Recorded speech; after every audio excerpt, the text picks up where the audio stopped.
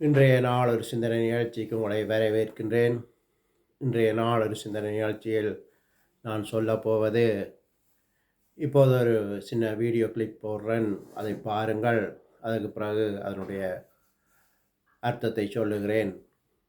இதோ. அப்படி மீறி இருந்தோம்னா அந்த வாழ்க்கை அதை விட மோசமா இருக்கும். சாவை விட அது மோசமான வாழ்க்கை இருக்கு. அப்ப அந்த வாழ்க்கை அது இவ்வளவு பெரிய ஒரு நிகழ்வு ஏன் எல்லாம் நிகழ்த்தணும் அப்படின்னா, அல்லா மேல நம்பிக்கை இழந்து போயிடுவாங்க. பைபிள் எல்லாம் அப்படிதான் வருது. அந்த நடக்கிற நிகழ்வை பார்த்துட்டு கடவுளை திட்ட ஆரம்பிச்சிருவாங்க. கடவுளை திட்ட, ஏன் இவ்வளவு கொடுமை நடக்குது, இவ்வளவு அநியாயம் பண்ணிட்டு இருக்காங்க, எல்லாம் எல்லாம் ரத்த காடா இருக்குது, இது ஏன் என்னத்துக்கு இருக்கு, எதுக்கு எல்லாம் இருக்கணும் அப்படிங்கிற அந்த ஒரு புரிதல் வந்துடும். ஸோ அதனால முதல்ல அஸ்திவாரம் சரி பண்ணிக்கும். ஏன்னா குரான் அதான் குரான்ல எல்லா விஷயங்களும் எல்லாம் தெளிவுபடுத்துறான். அதுல ஹிக்மத் எல்லாம் கற்றுக் கொடுக்குறான். ஸோ இவ்வளோ பெரிய நிகழ்வு ஏன் நடக்கணும்? இப்போ பல கோடி பேர் இழக்க போறாங்க. இவங்க சொல்லக்கூடிய கணக்கெல்லாம் பார்த்தீங்கன்னா 300 கோடி.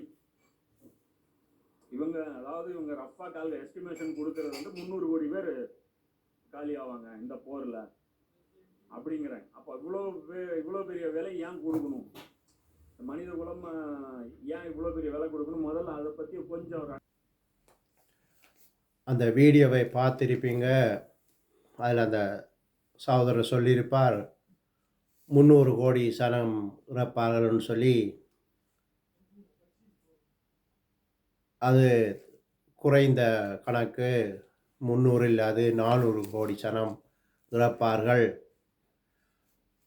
அதுவும் முதல்ல 200 கோடி சனங்கள் இறக்கிறார்கள். அதுக்கு பிறகு ஒரு 4-5 வருடம் கழித்துத்தான் அடுத்த 200 கோடி சனங்கள் இறப்பார்கள் இந்த உலகத்தில். அதுக்கு ஆதார வசனத்தை நான் வாசித்து காட்டுகிறேன். பைபிளிலிருந்து வெளிப்படுத்தின விசேஷம் 6:8 வாசிச்சிங்கன்னு சொன்னால், நான் பார்த்தபோது இதோ மங்கின நிறமுள்ள ஒரு குதிரையை கண்டேன். அதன் மேல் ஏறி இருந்தவனுக்கு மரணம் என்று பெயர். பாதாளம் அவன் பின் சென்றது. பட்டயத்தினாலும் பஞ்சத்தினாலும் சாவினாலும் பூமியின் துஷ்ட மிருகங்களினாலும் பூமியின் காப்பங்கள் உள்ளவர்களை கொலை செய்யும்படியான அதிகாரம் அவர்களுக்கு கொடுக்கப்பட்டது. இந்த காலம்தான் நாங்கள் இருக்கிற காலம். நான் ஏற்கனவே வீடியோக்கள் போட்டுக்கிறேன். இந்த பட்டயம் என்பது யுத்தம், பஞ்சம் இனி வரப்போகிறது, துஷ்ட மிருகம் நாங்கள் பார்த்தோம், கொரோனா எல்லாம் துஷ்ட மிருகத்தினால் வந்த நோய்கள். அப்போ இதனால் இப்போ ஏற்கனவே நான் வீடியோ போட்டுனேன். அந்த துஷ்ட மிருகம் கொரோனாவில் 11 லட்சம் சனங்கள் இறந்து விட்டார்கள். இந்த யுத்தத்தினால் இப்போ இறந்துருக்கிறார்கள். காசால் எல்லாம் பார்த்தீங்கன்னு சொன்னால் 75,000க்கும் மேற்பட்டவர்கள் இறந்துட்டார்கள். இனி யுத்தம் தொடர்ந்து நடக்கும். உக்ரைன் இருக்குது, உக்ரைன்லேயும் பல லட்சம் சனங்கள் இறந்துட்டார்கள். இப்படியே பஞ்சம், பாரத பஞ்ச காலம், பஞ்சத்தினால் சனங்கள் இறப்பார்கள். இதனால் 200 மில்லியன் சனம், 200 கோடி சனம் இறப்பார்கள். அதாவது இந்த உலகத்தில் மொத்த சனத்தொகை 800 மில்லியன் சனம் என்று சொல்லப்படுது. அதில் 4ல் ஒரு பங்குன்னு தான் சொல்லப்படுது. இதில் துஷ்டம் 24 பூமியின் காப்பங்கள் உள்ளவர்களை கொலை செய்ய முடியாத அதிகாரம் கொடுக்கப்பட்டது. காப்பங்கள்னு சொன்னால் 4 பிரித்து ஒரு பங்கு. அதில் அந்த 800 மில்லியனில் இந்த ஒரு பங்கு 200 மில்லியன். 200 மில்லியன் சனம் இப்போதைக்கு இறப்பார்கள். அதுக்கு பிறகு சில காலம் கழித்து தான் இந்த அணுகுண்டு போரெல்லாம் வரும். அதுக்கு பிறகு 200 மில்லியன் சனங்கள் இறக்கிறார்கள். அதுதான் மொத்தம் 400 மில்லியன் சனம். ஆனால் அந்த சகோதரன் சொல்லியிருந்தார் 300 மில்லியன் சொல்லி. இது ஒரு வசனம். வெளிப்படுத்தல் 6:8 இது ஒரு வசனம்.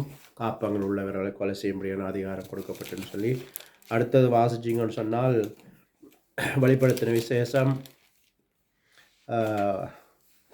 9:15 வாசிச்சிங்கன்னு சொன்னால், அப்பொழுது மனுஷரில் 3 ஒரு பங்கை கொல்லும்படிக்கு 1 மணி நேரத்திற்கும் 1 நாளிற்கும் 1 மாதத்திற்கும் 1 வருஷத்திற்கும் ஆயத்தமாக்கப்பட்டிருந்த அந்த 4 தூதர்களும் அவிழ்த்து விடப்பட்டார்கள்.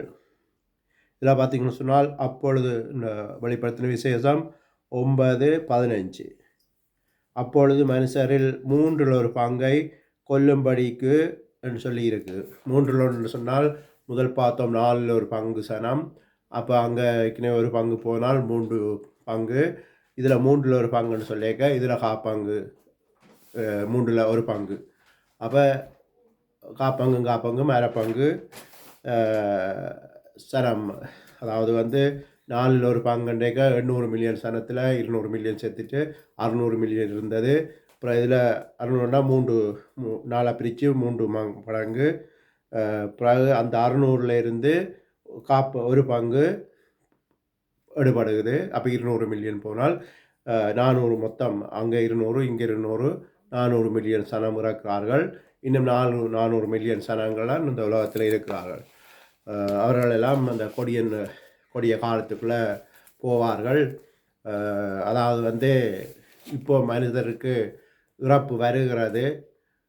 மனிதர் சாக விரும்பாட்டியும் இறப்பு வந்து மனிதரை எடுத்துக்கொண்டு போகின்றது. ஆனால் அந்த காலத்தில் சனங்கள் வந்து சாவை தேடுவார்கள். அந்த வேதனை, கொடிய வேதனைகள், பஞ்சம், கொள்ளை நோய்கள் இதெல்லாம் இருக்கும்போது அந்த வேதனை தாங்க முடியாமல் இவர்கள் இறக்க ஆசைப்பட்டாலும் அந்த சாவை வராதான், விலகி ஓடிப்போம்னு சொல்லி பைபிளில் சொல்லப்படுகிறது. அதுதான் அந்த கணக்கு. அந்த சகோதரன் சொல்லியிருப்பார், இஸ்லாமிய சகோதரர், 300 மில்லியன் சனம்னு சொல்லி. ஆனால் 300 இல்லை, 400 மில்லியன் சனம் தான் இறக்க போகுது இனி வரும் காலத்தில். இப்போ ஏற்கனவே நடந்து கொண்டிருக்கு. கொரோனாவெல்லாம் பார்த்தோம். 2020 துவங்கி விட்டது இந்த நாட்கள். அதுலேருந்து சனங்கள் இறந்து கொண்டிருக்கிறார்கள். இப்போ சாத்தான் கூடுதலாக நடந்து கொண்டிருக்கிற உலகத்தில் எங்கே பார்த்தாலும் ஆக்சிடெண்ட்டாக இருக்கலாம், பஞ்சமாக இருக்கலாம், யுத்தமாக இருக்கலாம்.